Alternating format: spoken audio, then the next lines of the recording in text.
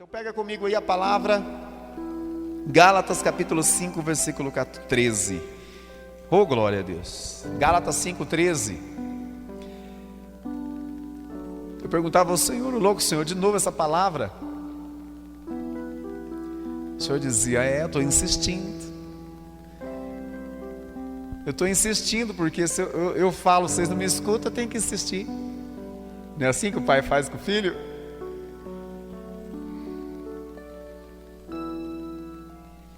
De novo essa palavra, Senhor. Quando o Zequinha passou a palavra, falei de novo. Aí Deus falou assim no meu coração: eu estou insistindo e persistindo. Se você estivesse escutando e vivendo, eu não precisava repetir. Não é assim nós como pais? Eu vejo lá em casa, né, com os três. Aí tem um que fala assim, mas pai, de novo, é só comigo. Eu falei, mas só a secretária teimosa? Quem não é teimoso precisa escutar. Então quando você falar para alguém assim, mas de novo comigo, parece que eu estou sendo perseguido, pensa o seguinte, fala assim, meu Deus, é eu que estou sendo a bênção da coisa. Porque quando fala com um obediente, ele escuta de primeira, faz o serviço, obedece, não precisa mais ninguém pegar no pé, assim não é? Agora quem é desobediente, ele vai falar 10 vezes. O pai e mãe fala 10 vezes, não fala? Professora na sala de aula, o professor na sala de aula, tem 25 alunos na sala de aula, tem um ou dois ali que ele fala o seguinte: professora, parece que só tem eu aqui. Parece mesmo, só você que dá trabalho. Já mandei para a diretoria a semana inteira. Eu mandei você para a diretoria quando você estava no pré, você estava no terceiro colegial, piorou o negócio. É só você mesmo, se não mudar de vida. Então fala, Jesus vai falar de novo conosco. Escuta dessa vez. Amém? Gálatas capítulo 5, versículo 13. Vós fostes chamados à liberdade, irmãos. Entretanto, que a liberdade não sirva de pretexto para a carne, mas pela caridade colocai-vos a serviços uns dos outros. Versículo 16. Ora, eu vos digo, conduzi-vos pelo Espírito, e não satisfareis os desejos da carne. Pois a carne tem aspirações contrárias ao Espírito, e o Espírito contrárias à carne. Eles se opõem reciprocamente, de sorte que não fazeis o que quereis. Mas se vos deixais conduzir pelo Espírito, não estáis debaixo da lei. Ora, as obras da carne são manifestas, são estas: fornicação, impureza, libertinagem, idolatria, feitiçaria, ódio, rixas, ciúmes, ira, discussões, discórdias, divisões, invejas, bebedeiras, orgias e coisas semelhantes a estas, a respeito das quais eu já vos preveni, como já vos previno. Os que praticam tais coisas não herdarão o reino de Deus. Mas o fruto do Espírito é amor, alegria, paz, longanimidade, benignidade, bondade, fidelidade, mansidão, autodomínio. Contra essas coisas não existe lei, pois os que são de Cristo crucificaram a carne com as suas paixões e seus desejos. Palavra do Senhor. Vamos aplaudir essa palavra de Deus para nós hoje. Glória a Deus. O tema dessa pregação é: todo ser humano é chamado a dar bons frutos.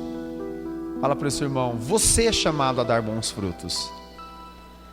Fala para o irmão que está atrás de você, olha para ele e fala, você é chamado a dar bons frutos. Aponta para alguém que está longe de você, aponta a sua mão, o seu dedinho e fala para ele, ei, você aí, é chamado a dar bons frutos. Ninguém nessa face de terra foi chamado a não produzir nada. Enquanto eu estava orando, Deus trazia isso no meu coração.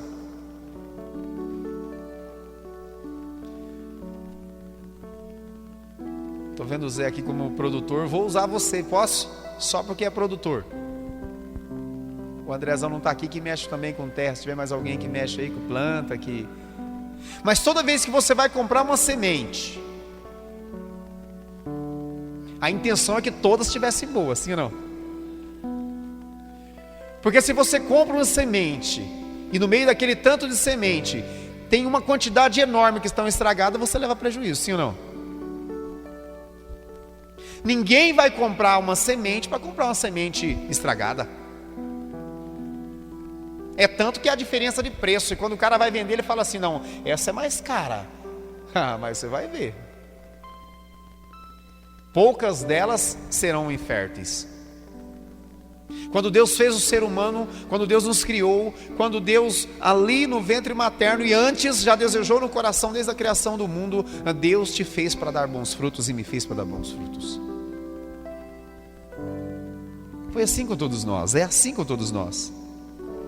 Temos em mãos a decisão: ou damos bons frutos ou os frutos ruins. Versículo 13, irmãos, pega comigo aí que versículo chique no último. Não dá para a gente sugar tudo que tem na palavra, porque é uma palavra muito rica, a palavra de Deus. Ele começa assim, Paulo dizendo aos Gálatas: vós fostes chamados a quê? A liberdade. Nós já estamos cansados de dizer isso, né? Que Deus nos ama tanto que Ele nos deu o quê? O livre-arbítrio, quer dizer, a liberdade de optar, de escolher. Eu vou, eu não vou, eu vou viver assim, eu vou viver assado, eu vou colocar em prática o amor de Deus, eu não quero isso. Desde o princípio, Deus nos chamou à liberdade. Mas olha o que ele continua no versículo 14. No versículo 13 mesmo: entretanto, irmãos, que a liberdade não sirva de pretexto para a carne, mas pela caridade colocai-vos a serviço uns dos outros. Erroneamente, quando nós escutamos por aí que Deus te ama tanto que Ele te deu a liberdade, erroneamente nós achamos o seguinte: não, completei 18 anos, sou dono do meu nariz, então agora eu vou fazer da minha vida o que eu bem entender.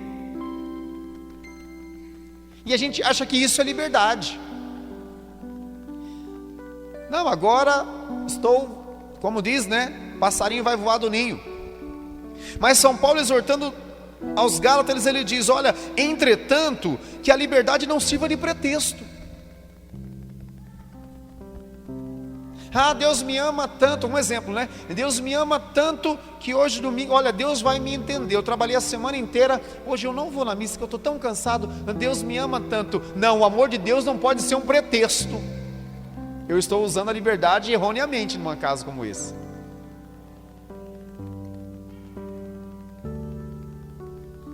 Isso está servindo de quê? De pretexto.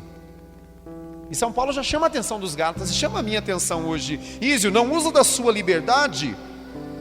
Não podemos usar mal a nossa liberdade. O próprio São Paulo, na primeira carta aos Coríntios, ele vai dizer: olha, tudo é permitido, quer dizer, você pode tudo, você tem a liberdade. Mas o que ele diz?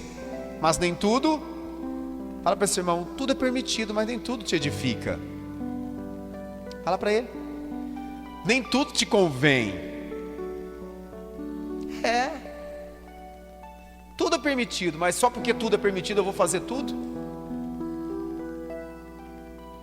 Nós não podemos usar da liberdade que Deus nos deu de pretexto para fazer as coisas erradas.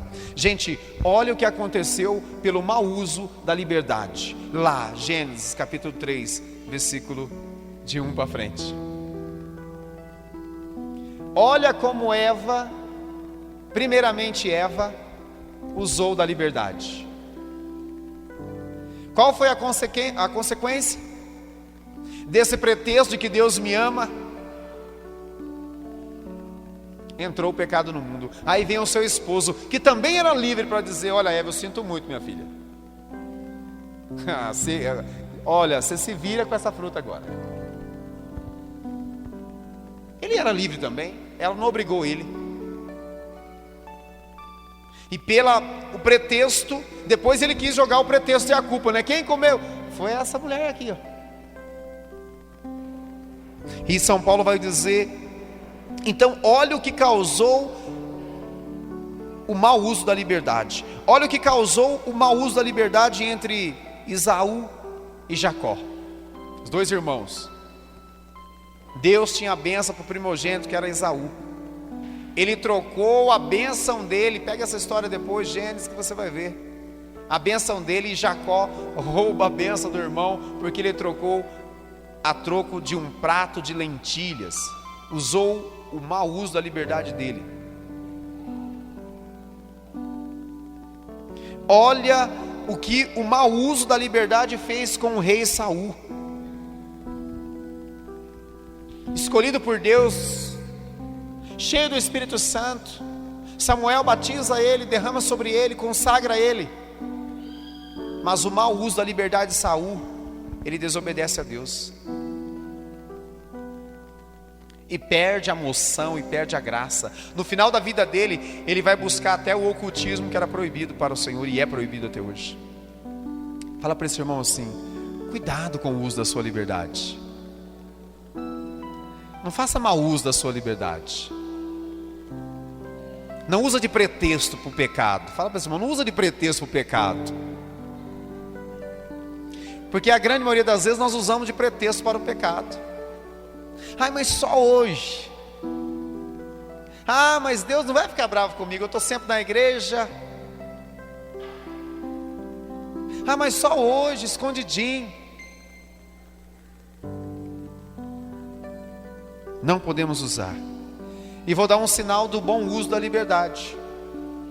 Maria, o anjo chegou até ela, não obrigou.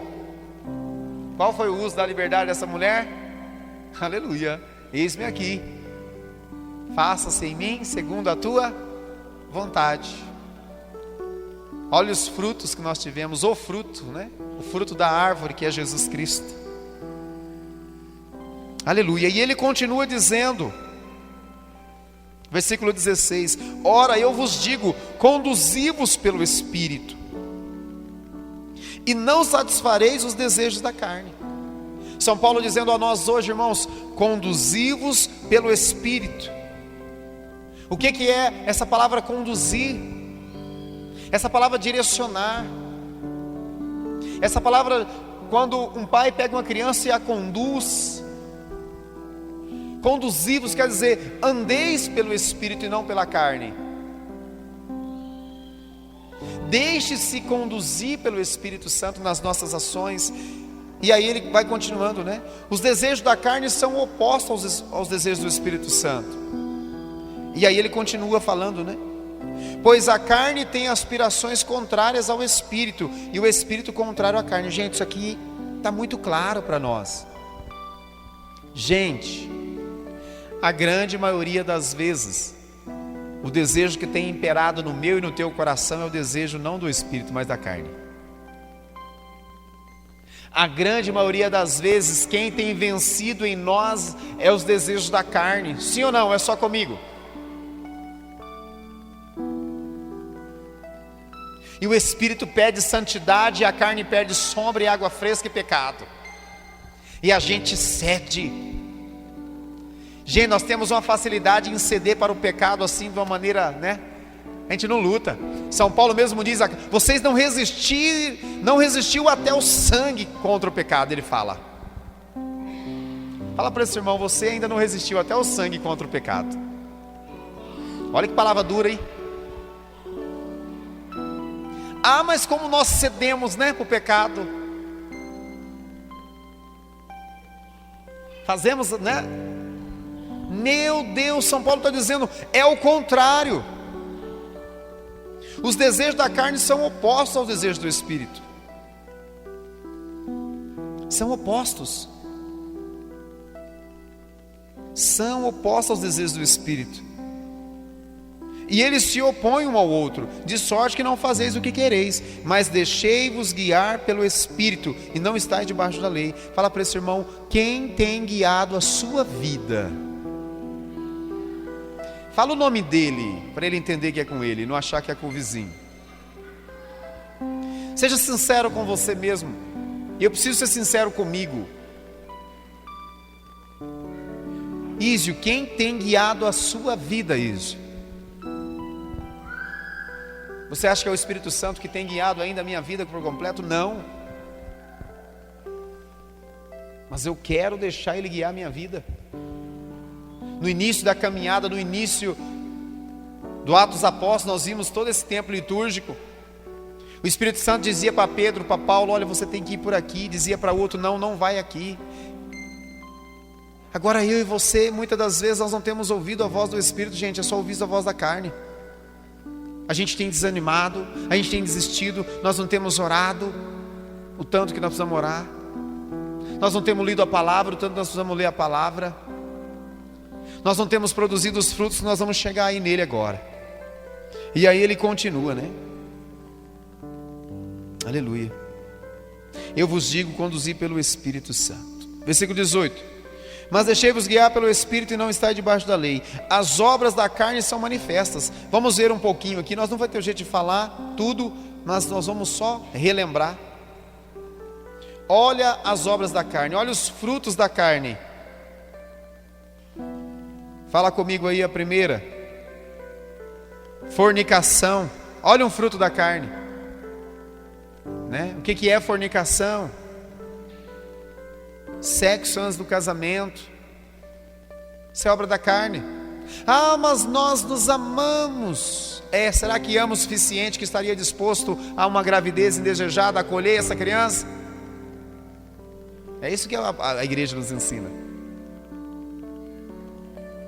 Obra da carne, fornicação, impureza, impureza nos lábios. Fala para esse irmão, como é que estão os seus lábios aí? O que tem saído dele? Pergunta para ele, o que tem saído dos seus lábios?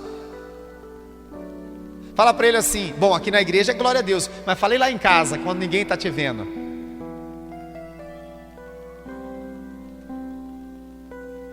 Fala para ele assim, quando quebra uma coisa, e quando cai um prato e quebra, você dá glória a Deus ou você xinga? Como é que estão os seus lábios? Como é que está a impureza?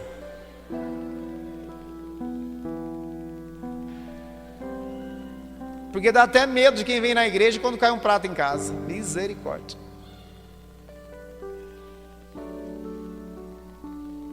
Impureza no olhar, no falar, libertinagem, idolatria, feitiçaria. Olha só, obra da carne, feitiçaria, obra da carne. Ódio. Pergunta para esse irmão, como é que está o seu coração aí? Como é que está o seu coração? Ódio. Ah, quero vingança. Ah, aquela pessoa fez isso para mim, eu quero que aquela pessoa morra. Eu já vi tanto católico dizendo isso, que vem na missa e que comunga. Eu quero ver aquela pessoa no buraco, eu quero ver aquela pessoa na desgraça. Quantas pessoas que saíram daqui no domingo comungando, desejando ódio. Fala para esse irmão, ódio é obra da carne, é obra do demônio.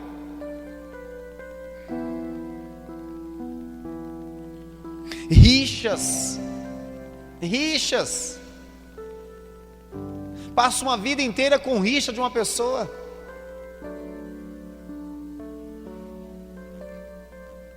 Ira, ciúmes. É uma pessoa irado. Eu descobri no grupo de oração que quando fala aquela palavra enfesado, eu não sabia disso, né? Você sabe o que significa a palavra enfesado? Fala para esse irmão, você sabe? Sim ou não? Cheio de fezes. Ave Maria, misericórdia. Fala, e você já falou isso para alguém, certeza. Ah, hoje eu estou enfesado. Olha o que você estava falando, olha o que eu estava falando. Quem daqui já falou isso? Levanta a mão. Pode levantar sua mão, não fica escondendo não, você já falou isso. Olha a palavra, a gente vai falando as coisas sem saber. É uma pessoa que está cheia de fezes. Misericórdia. Ciúmes, discussões tola. Discussões pelo banco. Tem gente que vai discussão pelo banco da igreja. Não, aquele banco é meu. Esse dia eu fui numa paróquia e lá estava escrito o sobrenome. Eu falei, eita, vou sair daqui, porque aí chegar o sobrenome da família aqui. Fala para esse irmão, você faz discussão por coisa tola, irmão? Pergunta para ele, você está discutindo por coisa tola? Isso é obra da carne. Vamos por aqui, não vamos por ali.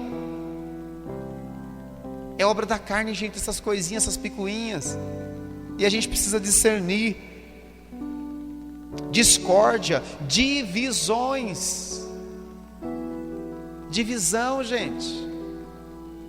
Divisão em todos os âmbitos, divisão da família, divisão na igreja. Quantas divisões tem na igreja? Ó, nós vamos fazer esse evento. Não, porque vai ser da outra pastoral, eu não vou. Porque vai ser desse outro movimento, eu não vou. Como se fosse um movimento tivesse dor na igreja de todos. Ela acolhe todos. Aí eu vou fazer uma novena. Não, é da renovação, então eu não vou. Olha, vai ter um encontro lá, é da catequese, então eu não vou. Divisão é obra da carne. Quem está vencendo ainda é a carne em nós. Invejas. Fala para esse irmão aí, bebedeira é obra da carne. Não, convence ele.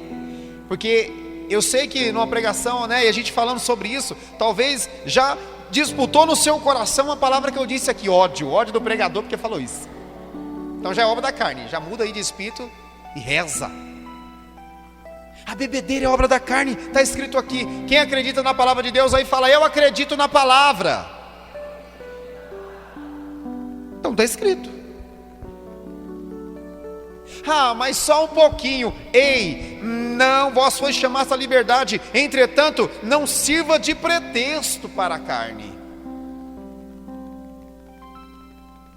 É só um pouquinho, mas quantas pessoas que por um pouquinho que começou tomando, hoje a família está destruída, morta, mataram os outros, estão nas drogas, porque começou com um copinho de cerveja. Obra da carne. Da carne. Orgias, coisas semelhantes a estas, a respeito das quais eu já previno e já vos preveni. O que está escrito aí? Os que praticam tais coisas não herdarão o reino de Deus. Às vezes as pessoas esquecem dessa fala. Gente do céu, fala para esse irmão, abre o teu olho. Fala, convence ele. Fica aí cochilando. Quem pratica essas coisas não herdarão o reino de Deus.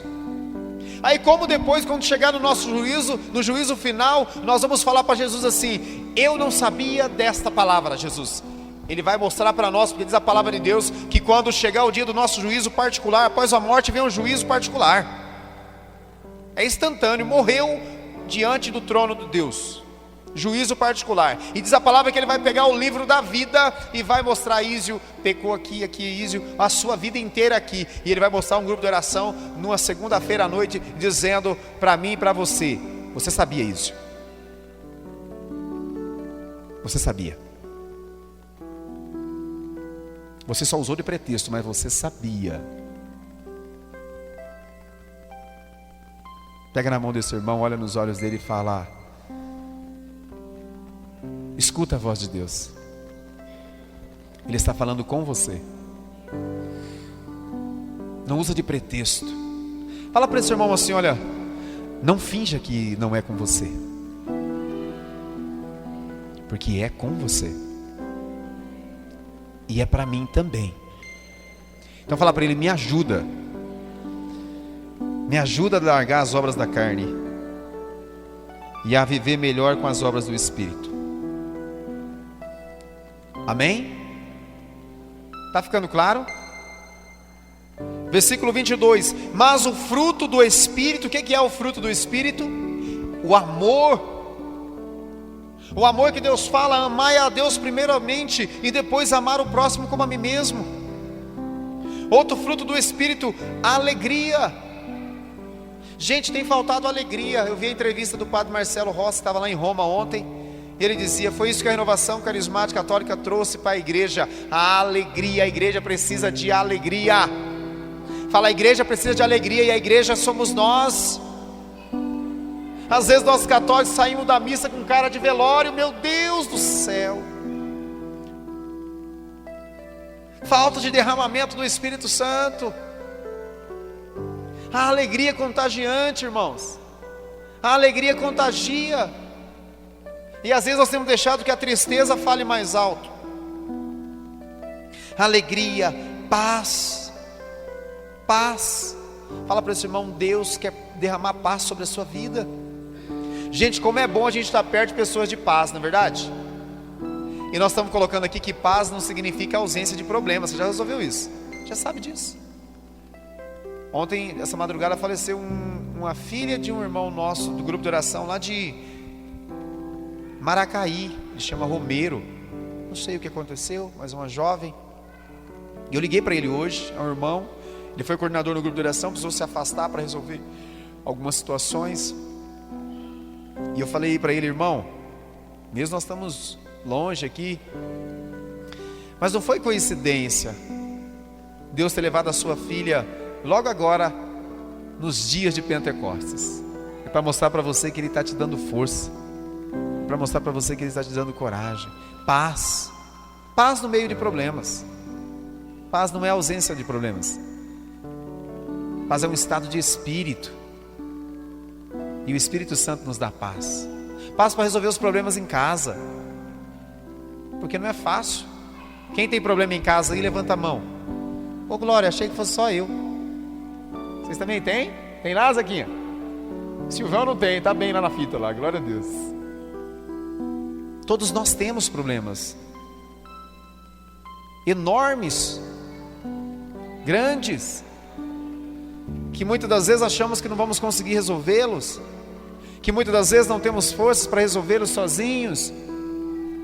Mas mesmo passando por esses problemas, nós podemos e devemos estar no estado de paz, de não entrar em desequilíbrio, de não entrar em desespero. O que faz com que uma pessoa tire a própria vida ou cometa um pecado enorme atrás do outro é o desespero. O desespero nos cega.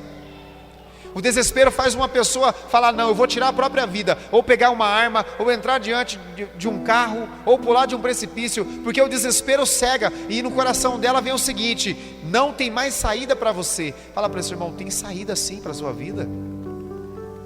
Tem. E a saída é o Espírito Santo de Deus. Espírito Santo de Deus, aleluia. Preciso discernir que espírito está agindo em mim, humano, santo ou demônio. A regra é esta: está se opondo ou não à vontade de Deus. Mansidão, autodomínio. Olha aqui, a palavra de Deus fala para que nós tenhamos autodomínio, que significa o quê? Equilíbrio. Fala para esse irmão: você precisa ser uma pessoa mais equilibrada, porque às vezes nós desequilibramos, né? Equilíbrio. Respira fundo. Peça o auxílio, o sopro do Espírito Santo para resolver isso. Se não conseguir resolver isso agora, tem saída, gente. Isso, eu estou com um problema lá em casa, eu estou com um filho assim, eu estou com um esposo assim, eu estou desempregado, eu estou desesperado. O que eu faço? Equilíbrio. O Espírito Santo vai te ajudar. Vai te ajudar. Fala para esse irmão: o Espírito Santo vai te ajudar. Não se desespere. Lembre-se disso: o desespero nos cega. Contra essas coisas não há leis. Aleluia. Tiago capítulo 4, versículo 4 vai dizer o seguinte: não sabeis vós que a amizade de Deus é inimizade, a amizade do mundo é inimizade contra Deus? Portanto, qualquer que quiser ser amigo do mundo constitui-se inimigo de Deus. Ou cuidais vós que em vão, diz a Escritura, o Espírito que em nós habita tem ciúmes. Olha só que palavra chique para nós. Olha só. Não tem como, quem for amigo do mundo vai ser inimigo de Deus.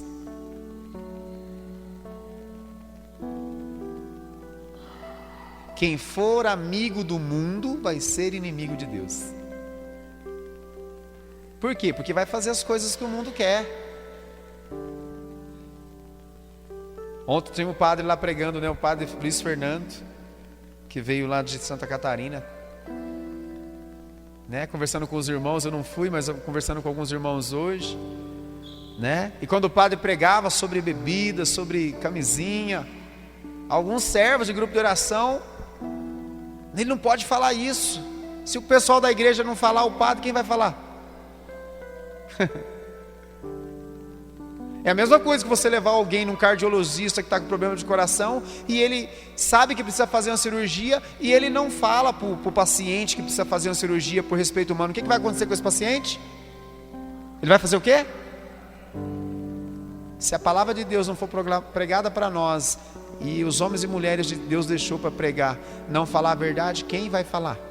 Fala para esse irmão, se você não falar a verdade para quem está no mundo, quem vai falar? Quem? Porque um cego não pode guiar um cego, diz Jesus. É nossa missão. O Espírito Santo é quem faz darmos bons frutos. Jesus diz na figueira estéril, lembra aquela parábola da figueira estéril? Fala para esse irmão, você não foi chamado a ser figueira estéril, você foi chamado a dar frutos, e bons frutos. Eu queria que você pegasse essa palavra para a gente ir para a oração. Ezequiel 47. Aleluia. Preparemos o nosso coração já. Ezequiel 47, versículo 12. Rapidão, rapidão.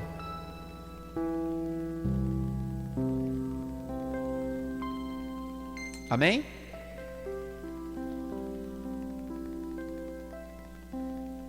Amém? 47 a 12. Junto à torrente em sua margem, de um lado e de outro, encontrar-se-á toda sorte de árvores de frutos comestíveis, cujas folhas não murcharão e cujos frutos não se esgotarão. Produzirão novos frutos de mês em mês, porque a sua água provém do santuário, pelo que os seus frutos servirão de alimento e as suas folhas de remédio. Palavra do Senhor. Essa palavra vai falar da fonte que jorra do templo. Essa palavra vai falar, se você pega ela lá do versículo 1, uma palavra muito linda, que quanto mais passo ele ia dando nessa visão do profeta Ezequiel, a água vinha nos pés, no tornozelo, no joelho, e chegava a uma altura que ela encobria a pessoa e ela tinha que nadar. Essa palavra está falando que chegará um tempo, porque a sua água, aleluia, que sai da torrente. Inclusive essa palavra vai dizer que a água sai do lado esquerdo do templo, e o lado esquerdo é o lado da chaga de Cristo. Essa água sai, e a igreja nos ensina, e ontem nós vimos isso, que a água e o sangue que jorrou do coração chagado de Cristo é o Espírito e a Eucaristia, amém?